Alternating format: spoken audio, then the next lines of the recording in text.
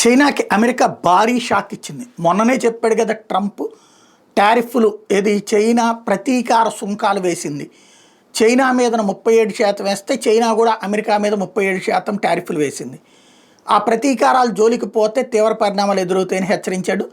అయినా కూడా చైనా వేసింది. 8వ తారీఖు గడువిచ్చి నువ్వు ఉపసంహరించుకోకపోతే ఇంకో 50% వేస్తానన్నాడు. చైనా పట్టించుకోలా, ఇప్పుడు వేసేసింది. ఇవాళ చైనా వాళ్ళకి అమెరికా నుండి కొనుక్కునేటటువంటి అమెరికాకి చైనా ఏదైనా వస్తువు అమ్మితే చైనాలో 100 రూపాయలు ఉన్న వస్తువు అమెరికాలో 204 రూపాయలు అవుతుంది.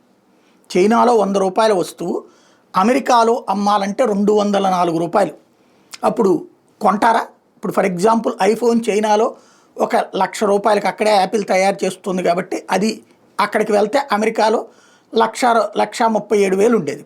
ఇప్పుడు 2,00,000 రూపాయలంటే కొంటారా? ఆటోమేటిక్గా చైనా వస్తువుల కొనుగోలు ఆగిపోతుంది. అది చైనా వస్తువులు కొనకపోతే చైనా పరిస్థితి ఏమవుతుంది? వాళ్ళ వ్యాపారాలు, వాళ్ళ సరుకులు ఎక్కడే ఉంటాయి. భారతదేశం లాంటి చోట్ల ఇట్లాగా అమ్ముకుందాం అంటే ఇక్కడ ఇండియా కూడా రిస్ట్రిక్ట్ చేసింది.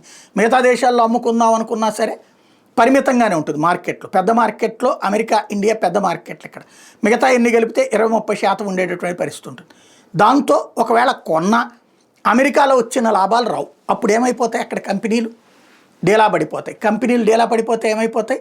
అక్కడ కంపెనీలు మూతపడిపోతే ఏమైపోతారు? అక్కడున్న కార్మికులు వీళ్ళందరూ రోడ్డున పడతారు. ఓవరాల్గా ప్రతీకారంతో ప్రయోజనం కంటే నష్టమేనని చైనా నిరూపించుకుంటోంది.